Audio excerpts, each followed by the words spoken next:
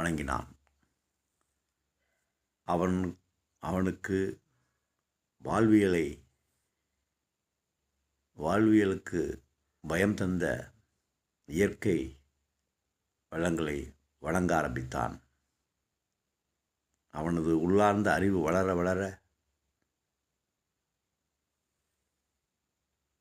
குறிப்பிட்ட உருவ வழிபாட்டை உருவாக்கி கொண்டான். அப்படி உருவ வழிபாட்டின் முதன்மை நிலைதான் பிள்ளையார் என்ற ஒரு களிமண்ணில் உருவாக்கப்பட்ட ஒரு சிலையை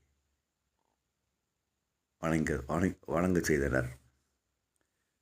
அதற்கு படையலிட்டு கொண்டாடி மகிழ்ந்தனர்.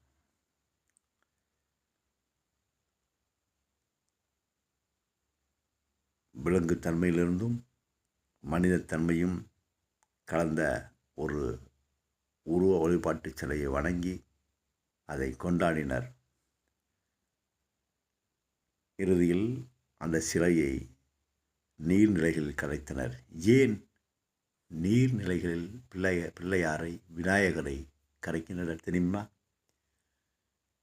மனிதா, அந்த அண்ட சராசரத்தையே ஆளுமைப்படுத்தும் சக்தியை ஒரு உருவகத்தில் வணங்க ஆரம்பித்து விட்டாய்.